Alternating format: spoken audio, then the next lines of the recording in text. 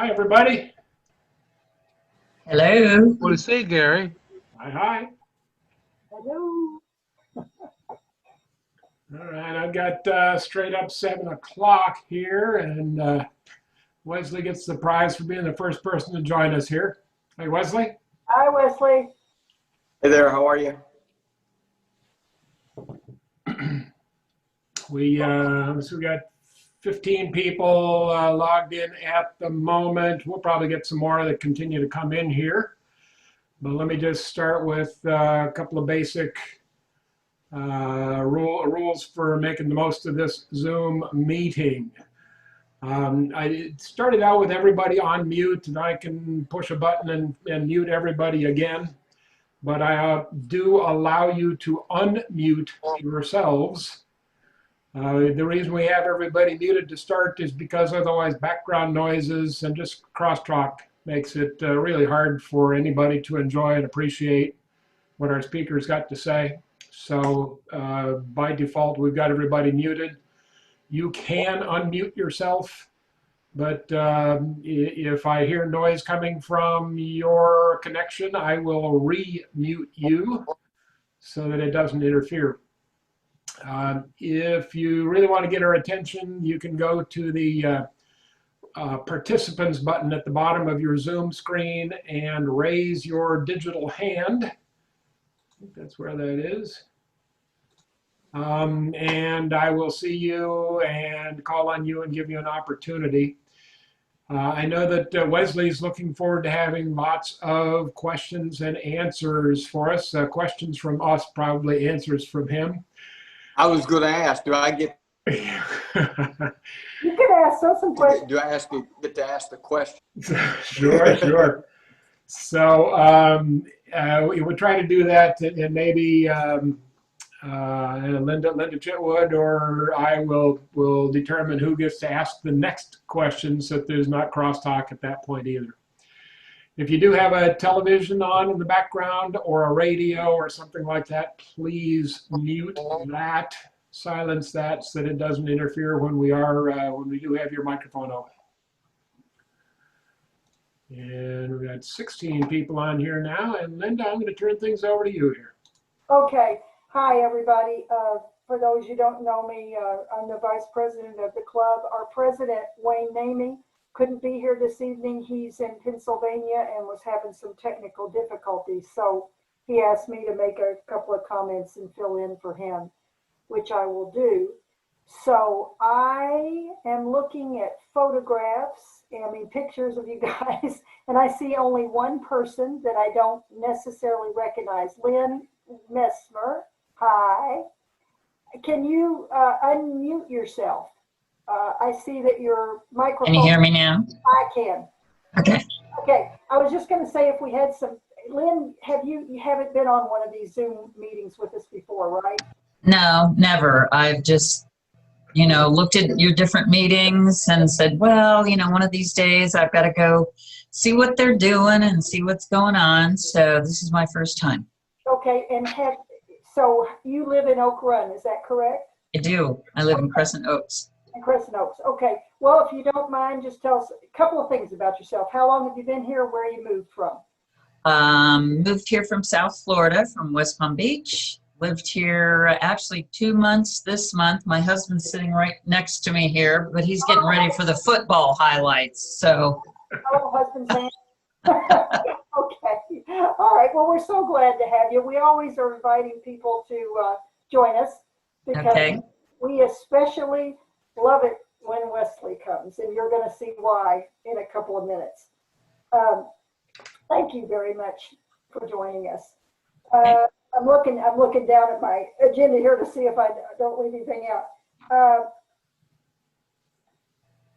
Okay. I'll make some more comments from the president later after Wesley does his presentation and we do our questions. So what I'm going to do now is turn it over to Herman Brown. And Herman, if you would like to do your introductions, please. Okay, can everyone hear me? Yes. Good evening. Our guest speaker is the supervisor of elections here in Marion County. and he takes that position seriously with dedication and commitment. Every 4 years and thereafter, he has been elected to that position. The Oak Run Club is privileged to again welcome Mr. Wesley Cox. Without further ado, Mr. Wesley, it's all yours. Thank you, Herman. I greatly appreciate it. Thank you very much for giving me the opportunity this evening. It's always a wonderful time. And I always love to come out and talk elections.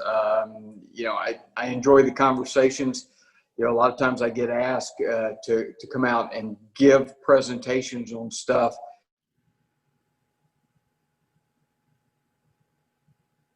And the things that, you know, I'm an election, the things that usually interest me aren't what interest everybody else. So I'll try to keep my just general comments very short, and I prefer to just open it up to questions and answers because there's a whole lot of questions out there. Every time I turn around, there's a new tweet and a new comment someplace that I've got to respond to. So pretty much without further ado, hey, let's just see what's on your minds.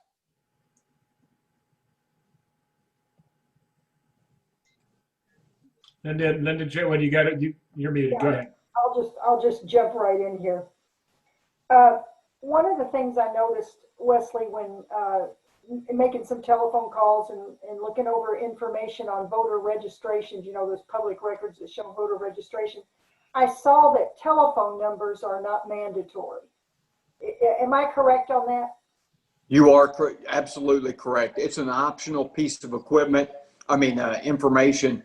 And I'll tell you, although I have a small percentage of them, the validity of them is very suspect. I personally would not use them as a contact method. We might as a tertiary type contact information, but most of the telephone numbers just not valid. Okay, and the follow-up, the reason I ask that, and there's a follow-up to it, is I want you to talk about the signatures on the vote by mail ballots. So explain to us when you get the vote by mail ballot and the signature does not look right. Can you explain to us what you do, you or someone who works with you does then?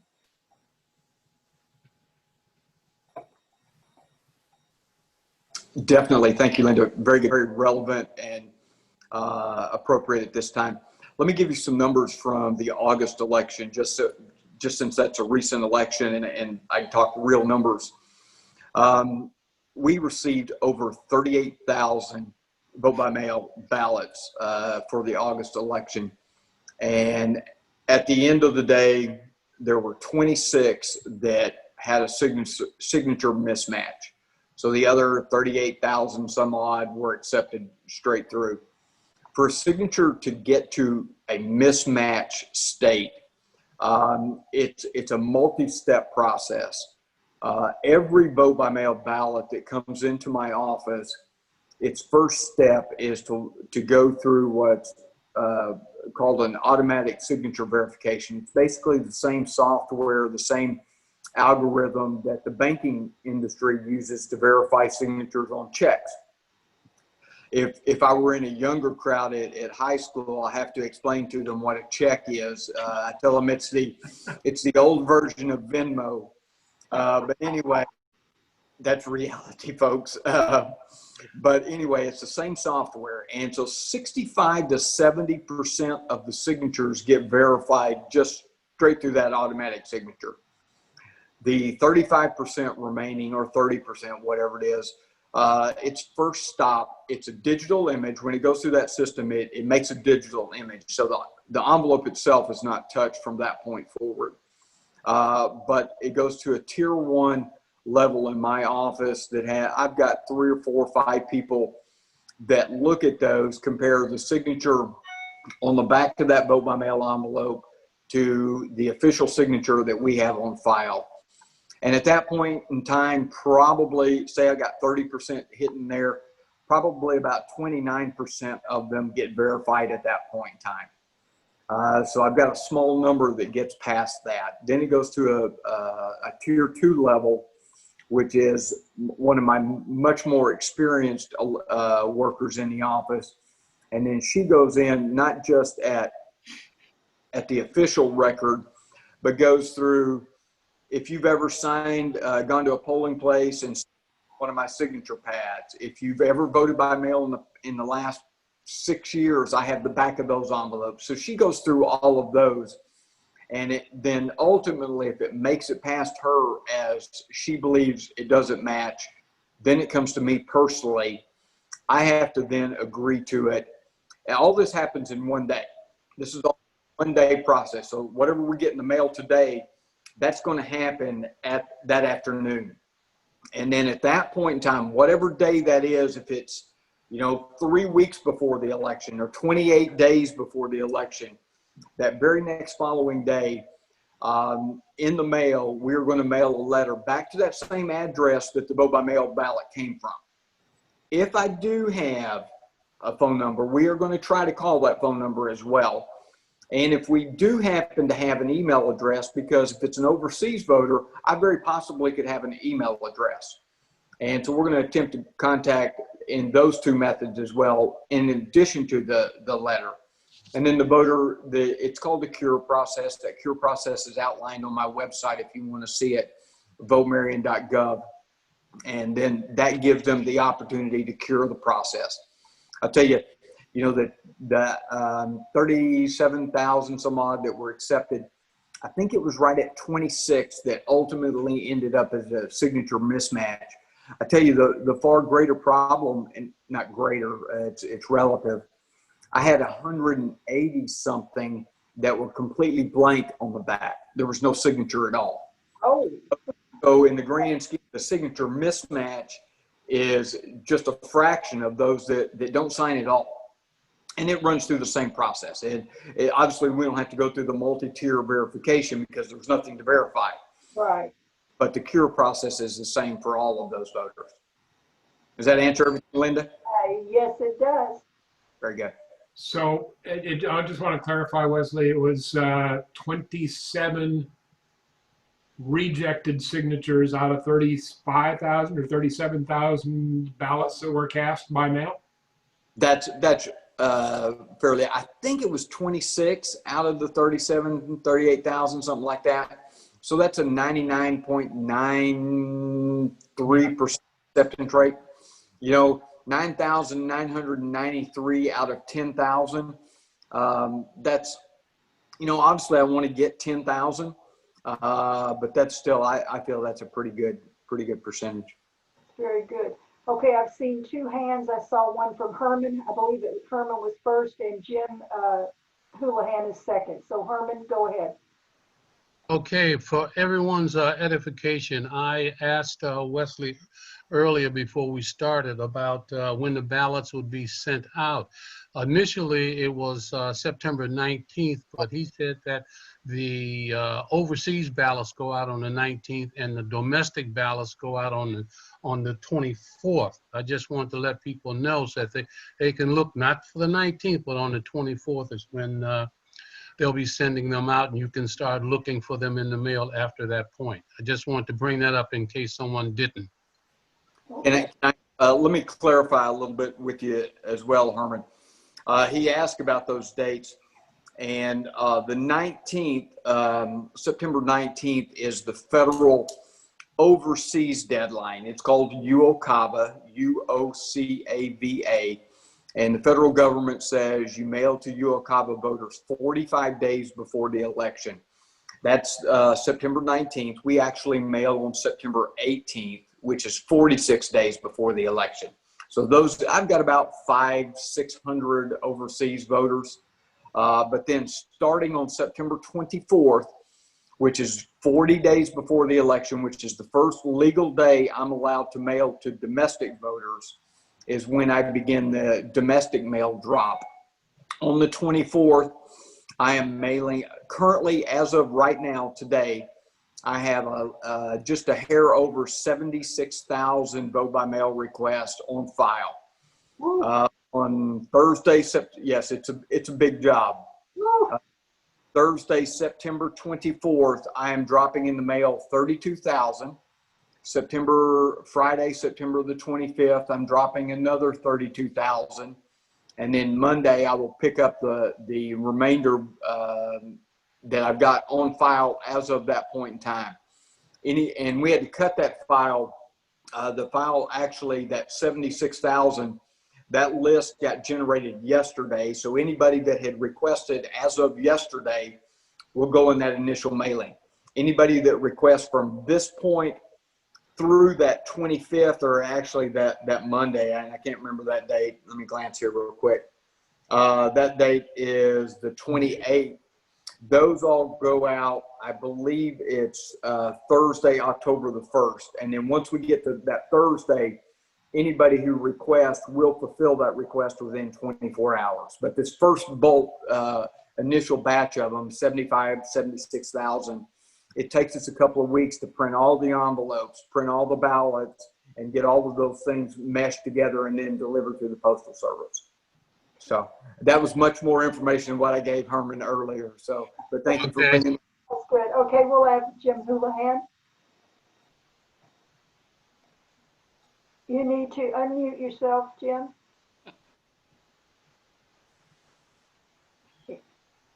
And after Jim, we'll have Liz Bennett. Okay, you got it? Okay. I got it. Go ahead, Jim. You on? Have Yep. you got me? You We do. got Okay, a quick question, Wesley. My voter ID card has naturally my full first name, my full middle name, and my full last name. My signature, my normal signature, I sign with my full first name, my middle initial, and my last name. Is that an issue on this? Or should No. I be signing with my full middle name? No, without having any further information from you, Jim, just my generic go-to answer is look at the signature you have on your driver's license, because I have that one as well. Okay. You sign on your driver's license and match that. If you don't get caught in that tier 1 that we talked about earlier, my tier 2 person will go through all my signatures and pick that one up as well. Anytime you've signed in at my polling place on one of my check-in stations in the last 6 or 8 years, I have that signature. So if you did Jim versus James versus whatever, we're going to see all of those, and it's not a problem for us. all right. You're not the only Jim in Marion County, I hate to tell you. Is it possible that I can jump in here? Okay, we had Liz Bennett next, and then we'll have Irv. Thank you. You're welcome. Okay, my question is, when are the mail-in ballots actually counted? Let me clarify a little bit of terminology. I don't like to use the word counted because counted implies something that's not there. Counted implies that I know what the answer is. So I prefer to use the term processed, okay? When we actually start canvassing, which is a publicly noticed event that you're more than welcome to come watch, and that process for this election, this November election, begins, I think it's 21 days before the election. It's 3 weeks. I think we do the test on a Monday and canvassing begins on Tuesday. So if your ballot's back in my office by Monday, that October, let me glance at my calendar real quick and I'll tell you. 19th, maybe? No, it's the week before that. I think it begins the 13th. So if your ballot is back in my office, say by October 9th, that Friday before, yours will be canvassed with that first batch. And what I mean by that is very publicly, everybody can come watch. I have one person take the contents out of an envelope, another person then spread the contents out. So whoever took the contents out can't see sees the envelope, but doesn't know what's in it. And the person who spreads it out doesn't know whose envelope. So we can't match voters back and know how people voted. And then once that's done, we do run them through my tabulation machines, but all I know is how many sheets of paper have run through that machine. I don't actually know what voter counts are. I don't know this candidate's got a vote or that one does. I just know at the end of the day, I've got 19,412 sheets of paper. So we begin processing 3 weeks out, and we will continue that process 1 or 2 days a week. I think that first week we've got scheduled for, I think it's 3 days right now. The second week I have scheduled for 2 days, and we're doing that each week. So anything that's come in the previous week, I can process it through. So my goal, Monday, November the 2nd, when I leave the office Monday evening, to have everything processed that I'm legally allowed to process, so that I don't have any unopened stuff in my office. The only thing I'm going to process on Tuesday, Election Day, will be all the Election Day stuff, plus any mail that's come into my office on Election Day or been dropped in my drop box at my office. Does that answer your question? Yes. So when people question us, we can assure them that their votes will be counted by Election Day. Oh yeah, my goal is, if your ballot is to my office before Election Day, it will already be processed. I want on Election Day to only have to process the ballots I receive on Election Day. Okay, well, good. One quick comment. If you've ever looked at my website on election night, polls close at 7 o'clock. And by 7:30, every election up to this one may be a little bit different due to some vote by mail volumes, but I post my first set of results by 7:30 p.m. I've done that every election up to this date. And if you look at that, at 7:30 p.m., I have posted 100% of all vote by mail ballots at that point in time. Vote by mail and early voting in about 5, 8, 10 precincts, something like that. Thank you, Liz, for that question. Thanks, Wesley, for that very good description to us. That makes me think we're all getting asked all kinds of questions. So that's Me too. Yeah. And so now we have Irv, who wants to ask you a question. And then after that, Jim Carroll. Okay, can you hear me at this point? Yes, we can hear you. Okay. My concern is Wesley has done a really good job, particularly in 2016, even though we didn't like the outcome of it. They've done a really good job of monitoring and doing everything else. What is he doing to circumvent some of the political garbage that's coming down to question the validity of election results? Irv, can I ask for a clarification there?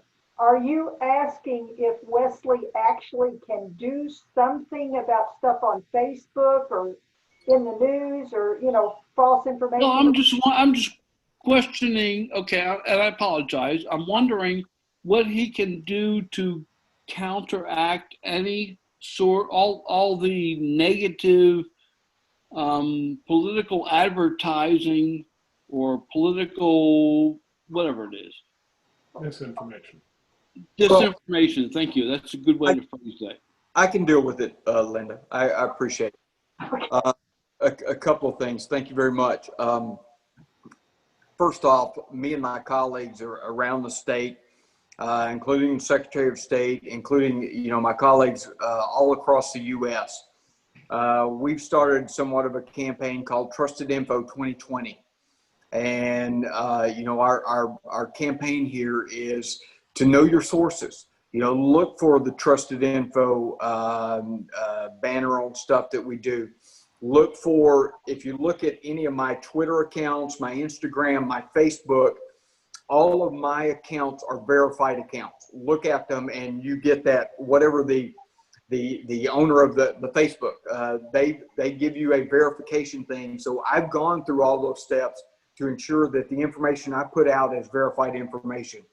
Also, periodically, look on the website, look on any of my other social media feeds, and I do respond. I don't respond to specific topics per se, but I put out several different messages. I put out, I did a mailer about safe and secure vote by mail. I'm a vote by mail proponent. I have been for forever. I like that method. It works very well for this guy right here. I use it. Therefore, I'm not going to use anything I don't feel is safe and secure. And therefore, I put my message out. I can only control and only influence my realm, my sphere of influence. And I'm going to do everything possible to ensure my voters get trusted information. Unfortunately, I can't control, some statewide messaging or national messaging that's out there. All I can do is keep, harping to our local folks that ask me, come in. I'll tell you good, bad, ugly, whatever you got. I'm just going to tell you how it works with elections and how I feel it fits us. And I'm going to do what's right for us. And I'm just going to try to take care of our slice of this perfect world. And from our previous elections, you've done well. Thank you, sir. I appreciate that. And I believe, Hey, wait, what do you mind? Now, can you play all of those things on your back wall there? play them? Oh, you're talking to Herb. Yes, yes. Yeah, yes. And what key? Hey, believe me, I do elections very well. Music, I don't, it's beyond me. So I don't even know. So thank you very much. Very nice. Thank you, Wesley. I saw Carol Lee, and is anybody waiting in line after Carol Lee? I'm just trying to keep up with everybody. Okay, Lynn after Carol Lee. Hi. Hi. I have two questions, and one of them, I plan to take my ballot and actually put it in some safe place like the Board of Election or the Board of Elections building. I have an address of 981 Northeast 16th Street. I don't know if that's the correct place. And number two, I also have heard, and I don't know if it's true or not, whether if you mail your ballot in, you need 2 postage stamps on the ballot. So those are my 2 questions. Very good. Thank you very much. Let me address the second one first. Every vote by mail ballot mailed by me is postage paid both ways. So there is no postage required from a voter in any form or fashion. And not only do I think that's the right thing to do, it also saves me a little bit of education on our millennial voters who really don't understand stamps. So it's a twofer here. So there is a little bit of method. But you're more than welcome to bring your ballot. I'm personally going to use the U.S. Postal Service. I'm going to do it just, I know I can take the ballot to my office and drop it off, but I'm going to use the U.S. Postal Service. I used it in August, and it was a 6-day turnaround from the time it left my office, got to my house. I dropped it back in the post box at the end of my driveway. It was back in my office, total round trip, 6 days. I'm going to do the same thing in November. Actually, it'll be at the end of September. Mine goes out that second day because I'm in the bottom half of that. Wilcox, we're always at the bottom. So mine's going out then. But if you feel more comfortable, as soon as that drop begins, actually, I'm going to open the box September 24th. I'll have an exterior drop box at my location, 981 Northeast 16th Street. There's an exterior one that is video surveilled 24/7. I've got multi-cameras on it at all times. I also have an interior drop box inside the office. It's open 8:30 to 4:30, Monday through Friday. But once we get to early voting, and all these locations are out on my website, the early voting locations, I will have a drop box at each one of those as well. Early voting begins October 19th, and there'll be a drop box at each one of them that's manned by one of my operators. And early voting is open 8 to 6 for 13 straight days. There's a link to where early voting is, and that will tell you where the drop boxes are, or you can go to the vote by mail section of my website, and it'll show you where drop box locations are as well. So if you want to drop early, and I'll tell you, I highly recommend, if you decided what you're going to do and vote early. Drop that ballot back to me, get it back to me, get in and out of the mix. You want to look, you drop it at my office. say if you drop it in the morning, we'll check the box in the morning, and then we check it again in the evening before we go home. So if you drop it in the morning, give it 24 hours to work through that signature verification step. Then go to my website, votemarion.gov, pull up your voter record, and it'll show you the status of it right then and there. I'm also, let me add this, because this is brand new. I'm adding that notification where you log into my website is called a pull notification, meaning you log in and pull the information down. I'm adding a flyer into the vote by mail this time that if you want to, you the voter, want to opt in to a push notification. And a push notification is kind of like when you get weather updates and they just pop up on your phone. So if you opt into this and give me or give that a telephone number or an email address, when we get it and process it, we'll push you that notification and let you know that too. So it's your choice. You can pull it or push it, however you want. All right. Okay. Well, Well, I have a follow-up to Carol Lee's question, Wesley. It was on my list. Could you please describe to us how the secured ballot box drop boxes work at the early voting places? Are they stationary and attached and only get when do they get emptied, and how often are they attended to? They're attended for the entirety of the time that they're open, from 8 a.m. to 6 p.m. I've got one person. Now, it's a rotating crew because the people that work at my early voting sites are my clerks for my election day sites. So they're the people, the bosses on the election day site. So they rotate around positions. They can do them all. And so I rotate them every hour, 2 hours. So, but while the site is open, that drop box will be monitored the entire time. They're mobile. They're big steel boxes. Tap on the side when you get there. They're big steel boxes, but we want to move them out of the early. In the last 2 elections, I had them in the early voting room, but they were new. A lot of people didn't use them. They didn't get to play. This time they are. So I'm going to have them pull them out of the early voting room, have that attendant with them. Just most of my sites are libraries. My office doesn't have one because I've got that other drop box. But the libraries and stuff, we're going to get out on that front kind of porch area that they have. And I'm going to put it there. And they're going to 20 the whole 10 hours that they're there. Then at the end of the night, they pull that mobile box back inside my facility, back inside the room. The way they're set up, there's a steel box, but inside them, there's a steel container. And I'm going to kind of put my hands in here. Okay. And the steel container is when you open the door, you can close the flaps down on top of the steel container. And while it's still inside the box, and you're more than welcome to come see one of these in my office and I'll demonstrate it.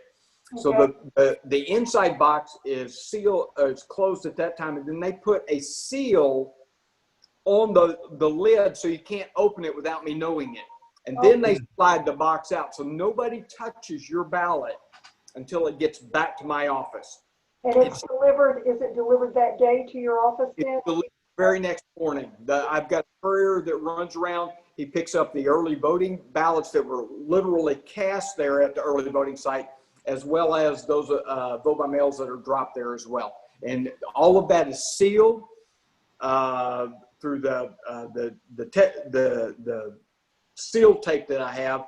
And plus they're all locked inside a huge steel case that no one can get into. And all those numbers are recorded so that I can ensure that there's not been anybody that's opened that from the time then it was viewed to be locked.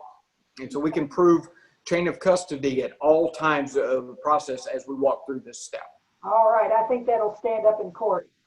I hope so. I think it will too. I think it's the steel boxes that we've got are, we actually, there's a guy across the street that does metal fabrication, and we wanted something, it's really overbuilt. I mean, it's big steel box, and I think he did a wonderful job doing it. And I think it portrays the perception that we want, is that they are big and steel and strong, and you know, they're safe and secure. Okay. All right. Thank you.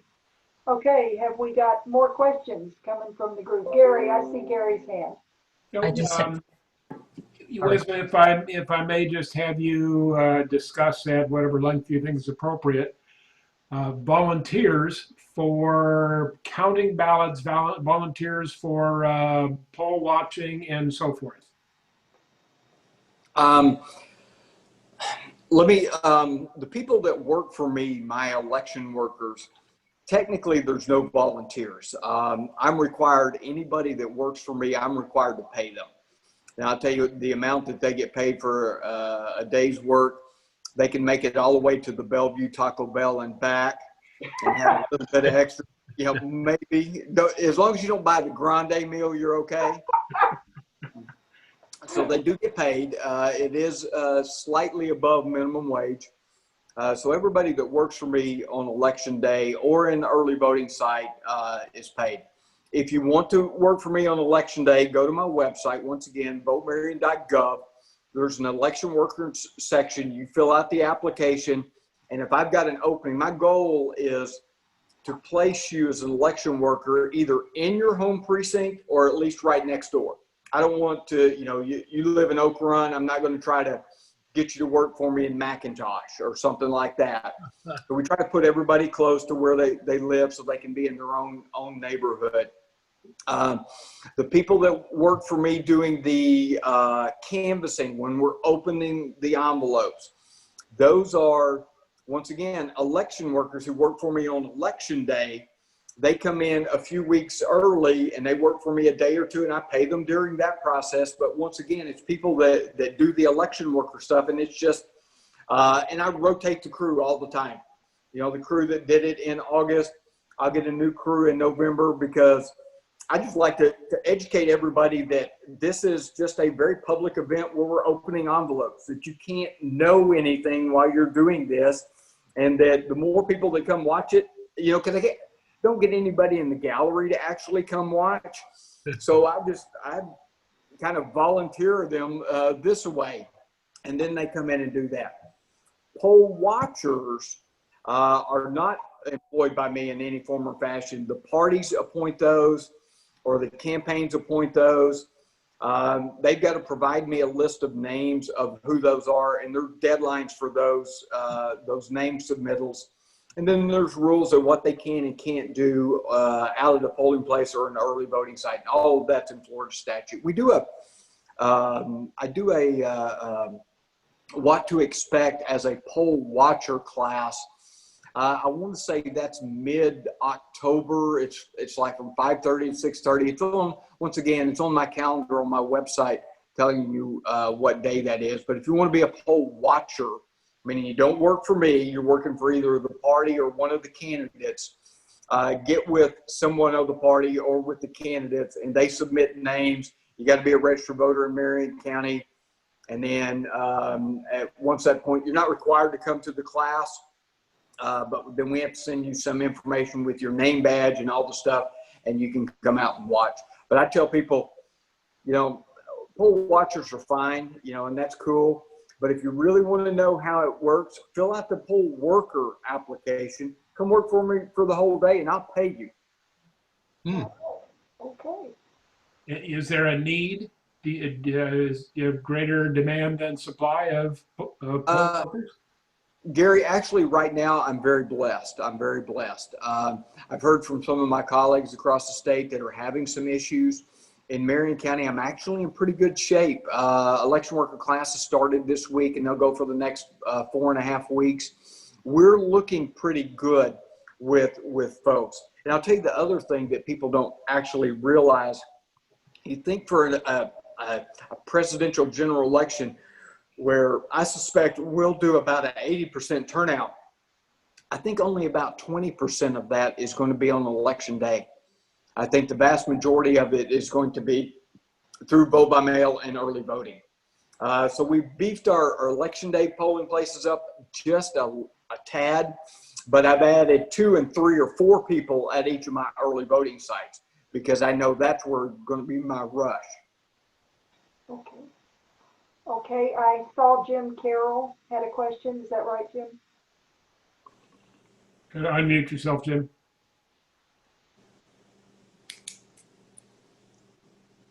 Okay. Hi, Wesley. Both of us are looking older, given the number of elections I've done here in Marion County, and always appreciate your work. Just one comment might be, if you gave people a little instruction on how to get to your facility, because you've got to get down make that right turn or left turn into to the entranceway, and then you're back in that area. And sometimes it's kind of hard to find it. But anyway, a couple of questions. One is, why do we do vote by mail why do we do early voting and vote by mail before the debates are concluded? Florida statute. You know, I really don't know, Jim, what I would say about the timing and stuff. You're right, because there probably will be people who have already voted by the time the debates come about, and that's very, very probable.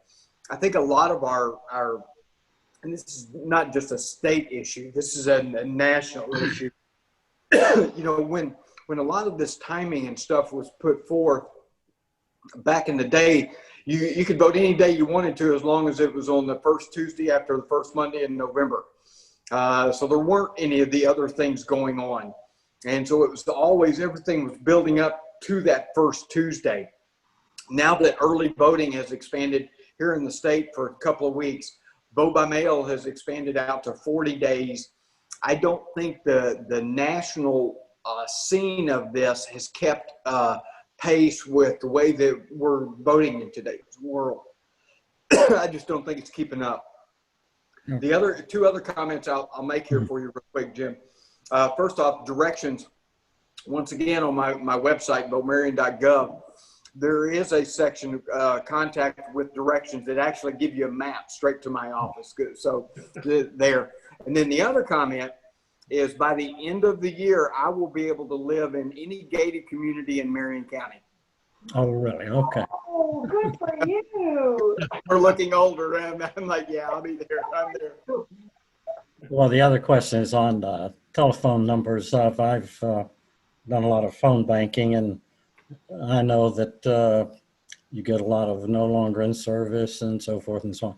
So is that why you say it's really not a good, you can't rely on the phone numbers very well?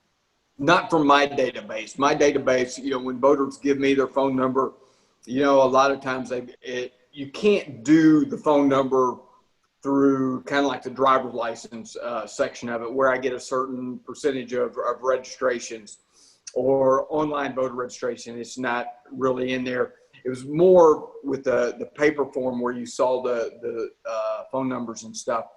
Plus, in today's world, the national campaigns, both parties, you know, these companies, they buy telephone lists, and they buy the list and they match it to the voter. And that's a much more up-to-date thing than a phone number that I had from 3, 4, 5, 6 years ago. So the information that they buy through that phone banking mechanism is much better than anything I could ever do. Okay, thank you. Yeah, I have a quick one for you, Wesley. I presume, since you said you're not having any trouble getting any workers or anything, you're doing really well in Marion County, that as of right now, all normal polling places will be open on the actual voting day. That's my goal. You know, as far as I know, I've got 117 locations. All of them have signed contracts. All of them are in great shape to go forward. But August, I didn't have any problems at all. March, I lost 6 locations the day before the election. Oh, you know? okay. Because of the pandemic? Ma'am? Because of the pandemic? Yes. And they closed their location on Monday. My last notification was Monday at 1 o'clock.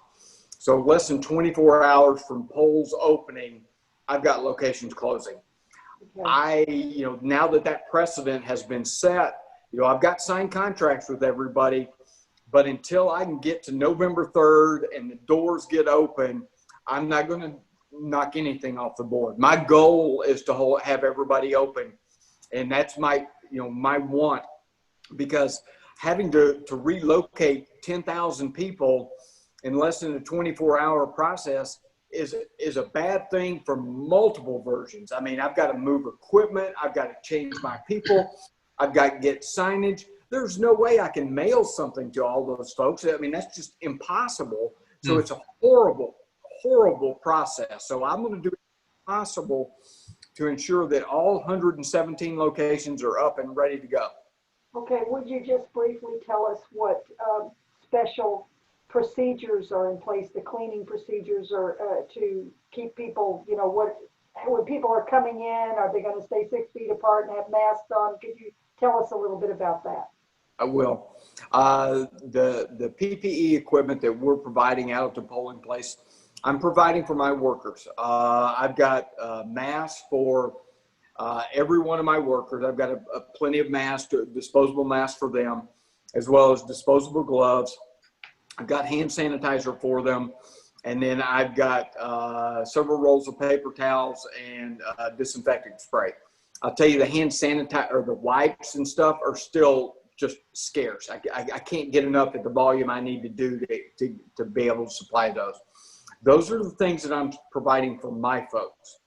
But from a voter perspective, excuse me, we have to remember that we cannot require a voter to do anything special that's not already constitutionally in there. Okay. So we cannot constitutionally require a voter to wear a mask or do anything else. That is unconstitutional. Okay. The unimpeded, unencumbered, unfettered right to vote outweighs any mask mandate. So a voter walks in, even if that facility in their normal operation require masks, on election day, you cannot do that. Even if you look in the counties that have a full county-wide mask mandate, look at their mandate, there will be an exception for a polling place, whether it's an early voting site or an election day site. We cannot federally or any way require that. So the voters themselves, it's kind of on them what makes them feel comfortable. Inside my polling places, I do not have lines. There's no such thing as a line in my polling place, because my deputy who runs the ingress and egress, their procedures are do not allow someone into my polling place until I have an available spot. Okay. So no lines inside. All the lines are outside. And if you just watch people now, and I drive to work every morning up 25th Avenue, driving past the governmental complex, McPherson and all that. And if you drive past a couple of those offices, specifically driver's license office, on a Monday morning usually, and I drive by there about 7:30 in the morning, there's no county workers there or anything else. There'll be people lined up, and just by themselves, and there'll be 30 or 40 in line.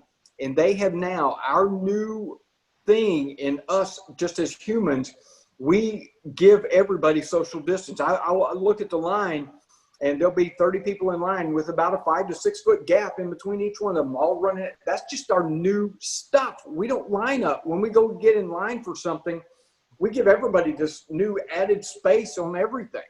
So outside my polling places, we don't really even have to do anything there. So even in that 150-foot area, I'm not going to put tape on the grass or anything, just because that's what we do. Plus, I think on November 3rd, if between 7 and 8, I will probably have a minimal line at almost every location. I'll have 5, 10, or 15 people waiting for the doors to open at 7. But I think once we get past 8 o'clock, it'll be just a walk in and walk out process almost at every location. I track those numbers. That person that does the ingress and egress, my election deputy, is required at the top of each hour to record how many people are in line at that point in time waiting to get in the door. Once I get past 7, I get to 8 a.m. Usually from 8 a.m. on, that number is 0, usually. And I think that'll be the norm when we move into November, because once again, I think 30% or 35% are going to vote by mail. Another 35 are going to vote early.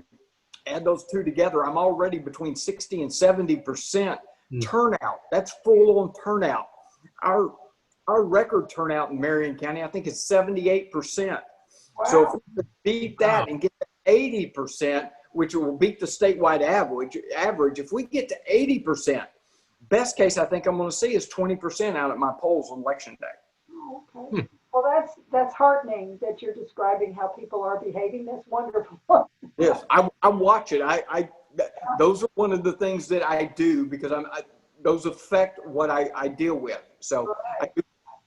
That's great. Okay, how about more questions? Jim, you got one? I have a question that came up at one of our meetings is, can you drop off either in the mail or to one of the early voting locations? Can you drop off your neighbor's ballot, or is that illegal? No, that's legal. I wouldn't personally recommend it. It is legal as long as you're not accepting payment for that. Payment to drop something off is illegal. But I personally wouldn't recommend it because here's what you do. When you take that ballot of that other person's, you've assumed a responsibility.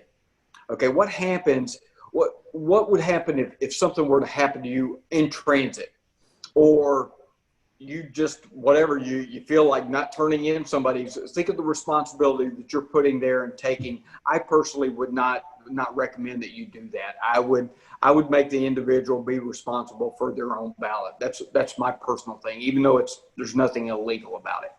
Okay, thank you. Question here. Where are we? Who, Don? Was that Don? My question was, once you've got a complete tally, who do you report it to, how often, and when do you get a verification of the results that you submitted? Okay. I'm a constitutionally elected officer, so technically I report to no one. I report to the voters of Marion County, but I am required every 45 minutes to update the Secretary of State's office on the results that I have at that point in time. So by 7:45 election night, typically I do it about 7:30 when I do my first post of mine. I will update the Secretary of State's office with my vote by mail numbers, my early voting numbers, and however many precincts who have reported at that point in time. And then I'm required once every 45 minutes thereafter to continue to report until I've completed 100%.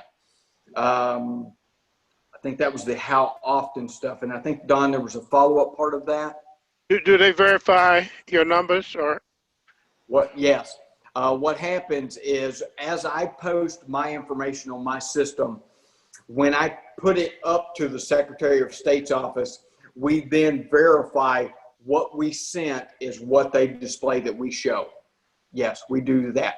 And then before we go home at the end of the night, one of my last phone calls is to the Secretary of State's office confirming that I'm 100% vote by mail, 100% election day, and 100% early voting, and that the numbers that they have for me match what I have back at my system. That's a confirmation that we do.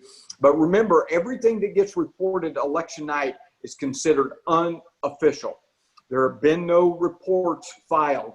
The first set of unofficial reports I file with the Secretary of State's office are not due until, I believe it's Friday at either noon or 3 o'clock. So everything you see Tuesday night, either from myself or even on the Secretary of State's office, is not even hit the unofficial stage yet.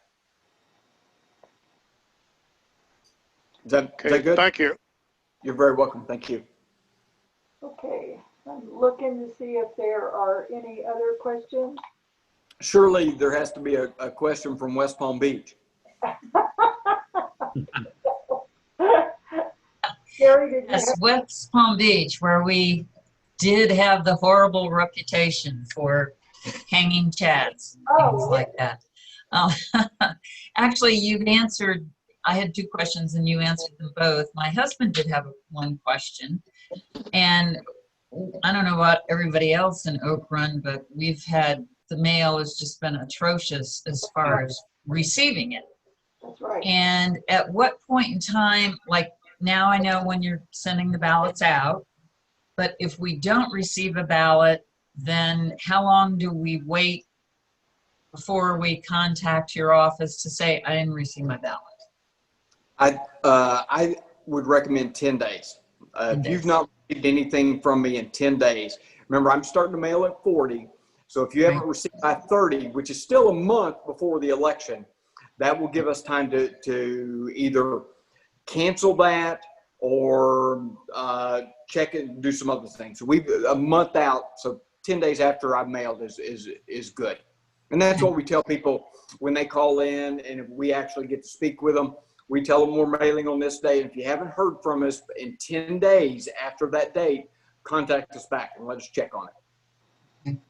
All right, thank you. Very good. Welcome to That brings up a follow-up question.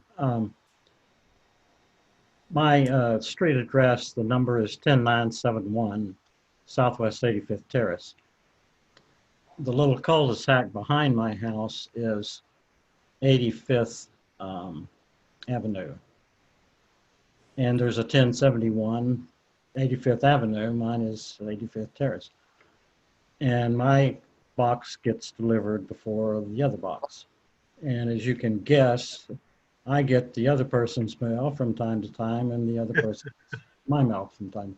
So if his ballot, if he does it by mail, gets in my box, mailbox, what do I do with it? You can do the neighborly thing and take it over to him, and I would charge him something, so something. That'd be my first course of action. The second one is, if your mail carrier is constantly doing that, I probably would say something to somebody because, people that deal with addresses in Marion County, and your mail carrier obviously does deal with addresses, should know the stuff. Y'all may have heard me do the address spiel before. Avenues, courts, and terraces run north and south. Streets, lanes, and places run east and west. Odds are on the north and east. Evens are on the south and west. Circles run mostly north and south. Loops run mostly east and west. So I can give you those things and tell you where they are. And I'm not a mail guy. And so they should know this stuff. And this is not rocket science. And, so they should be doing better than that, especially if it's more than once, every 6 months or a year. They should be doing better than that, and I would ask them to do better than that. I have some right now from my neighbor. So. Oh my goodness. Oh my goodness. Okay. All right. Did I see, Gary, did you have a question? I thought I saw. Yeah, I was just going to ask about how does Marion County compare to the rest of Florida, and how does Florida compare to the rest of the states as to just the broad term election integrity and voters having access to the polls and so forth. Can you address that in statistics? Egotistically, I think state of Florida is the best state in the country, and furthermore, I believe Marion County is the best county in the state. Just saying, Statistically saying, and I'm the guy that gets to count stuff. The reality is, the eyes of the country have been on the state of Florida now for 20 years. Everything we do gets micro-analyzed to the nth degree. Just a little flub by one of us someplace gets analyzed backwards and forwards and everything else. I would put us up as a whole, the state of Florida, against any other state in the country, bar none. Just because we're constantly under this microscope, we constantly have to be better than everybody else. The vast majority of us, well, maybe not the majority, but I would suspect a good third of us are nationally certified election administrators. I'm nationally certified. I was one of the first 11. I was certified in the state before I even became a supervisor, and I was one of the first 11 in the state to do that. I've taught election stuff here. We were the first state in the country to have all 67 of us join this Albert Consortium, to where every piece of electronic data that comes in or out of our offices are monitored at a national level for bad stuff. So I think we as a state lead the nation in a lot of different ways. You know, the things that we do in here, everything we do from Wakulla County, Liberty County, all the way down to Palm Beach, Miami-Dade, and Marion County, every one of us are under that intense microscope and spotlight at all times. You know, some of the things that you hear about that happen in, no disrespect to any other state, please don't take it like this, but, you know, some of the things that I, as an election administrator, I follow inside stuff. You know, some of the things I hear about that happen in South Dakota or Wyoming or something else, I'm like, you know, anywhere near that here in the state of Florida, we'd had national spotlights here forever. And it's just, you know, under this scrutiny, the pain of being under the scrutiny has actually improved our industry quite a bit. I've been here, not in Marion County, I've been here almost 20 years, but I've been conducting elections here and across the country for 30 years. And I think we have probably one of the most professional crews of supervisors, bar none, across the country. So I do think we are leading the country in a lot of ways. There's some pockets of some really good stuff. There's some really good jurisdictions in Colorado. There's a couple in Texas, in California, and even in Louisiana, some Georgia jurisdictions that are really good. But if you take the collective whole and you put us all together, I think the 67 of us will outshine the vast majority of other states in the country. And then personally, I believe I'm the best of all. So. Right. Okay, Wesley, I want to put a plug in for you, and Amalia, I'll come to you in just a minute. I just want to say to everybody that's on the call, on the Zoom with us right now, when you call down to that office, those, and mostly I talk to ladies down there, they are so nice. And I've been making calls to voters, and sometimes they have questions I can't answer. And so I will give the telephone number and say, just call. They're really nice, and they'll answer every question you have. So I want to put that plug in for him. And now I want to recognize Amalia. Can you hear me? Uh-huh. Okay. This may sound mundane or simple, but I received in the mail the other day from, it just said voter registration. And now I had mailed vote by mail in August, and it said on it that they had searched my records and couldn't see that I had ever registered to vote. So immediately I'm thinking it's a scam of some kind. I just want to verify it, but I believe that's what it is. Because secondly, once I've registered to vote by mail, do I have to register each time? Two questions there. The first one is about third-party organizations sending out vote by mail or voter registration requests and all that. There's a couple of different organizations that have been doing this in the state of Florida recently. And I'll tell you, I think they get their mailing list from because they include children, deceased people, people that have been registered forever. I've known supervisors get these mailings from these groups, and pets. I've seen them addressed to pets. I think they get their mailing list from PetSmart or something. It's a horrible list. Just Google them. There's two groups. It's called VPC, Voter Participation Center. And then the other one, they're sister organizations. It's the same group. BCI, maybe, CPI, something like that.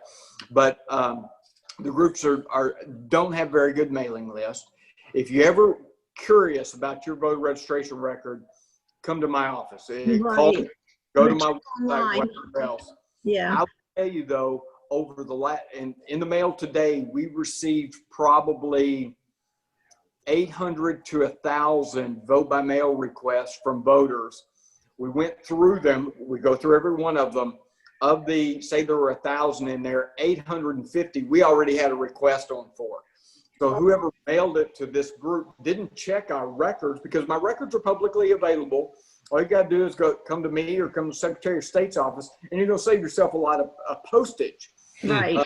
But it causes a lot of confusion on stuff. So am I correct that once I've requested to vote by mail the one time, I don't have to keep doing it for every election?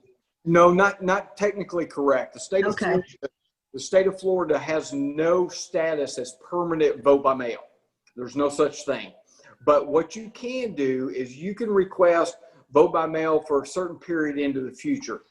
And that period is 2 general elections. So if you request today and go for as long as possible, that goes through December of 2022. Now, I know that as being I'm not going to say a flaw, but a limitation of Florida statute. Yeah. So if you vote by mail with me, when you notice on the back of your vote by mail envelope, there's a little checkbox right next to your signature. Yeah. Yes, right. The checkbox says, if you want to continue to vote by mail, checkbox here. So if Right. you check it and sign it, when that gets back to me, I extend your vote by mail request for as long as possible. So this time, right now, if you've got a request on, it goes through December of 2022. If you vote by mail this election, when I process those, I extend it to the next 2 generals, which will be general of 2022 and the general of 2024. So as long as you're checking that box, Yes. technically you'll never run out. No. It'll always be extended. So the fact that I did it for August, You're good to go. we're good to go this Check the time. box. Yeah, you check the Yeah. box. You're good. Thank you. You're welcome. And thank you for all you're doing. It sounds tremendous. Appreciate that. Thank you very much. Okay, do we see any other questions here? No. Okay, what I'm gonna do, we normally have a little bit of a business meeting, Wesley, but we're trying to keep ourselves within about an hour so our rear ends don't get attached to our chairs here.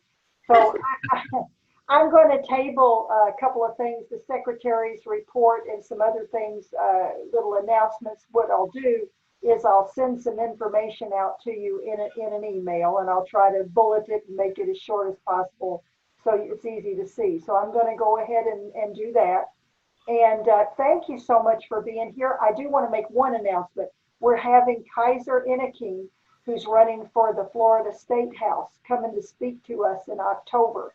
And she's a dynamic, she's in Wesley's class of dynamic speakers. And she's a physician. She's an anesthesiologist up at the University of Florida Health Complex up in Gainesville. So we're looking really forward to her, because you know that we're all in a class of people that healthcare is real important to us.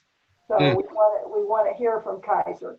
Okay, unless there's any other thing anybody wants to make an announcement, or Lynn, you're giving us the thumbs up, right? Okay, let's give Wesley a big hand for Wesley, okay? Thank you, Wesley. That's the part here, getting his 2 cents worth in. Thank you. I will officially adjourn the meeting then. Thank you for all you for being here. We have recorded this, and it'll be available on YouTube soon. Okay, thank you, Gary, for your work. Thanks for your little entertainment at the beginning. You're welcome. Okay, Thanks, guys. Wesley. Thank you. Bye, everybody. Bye.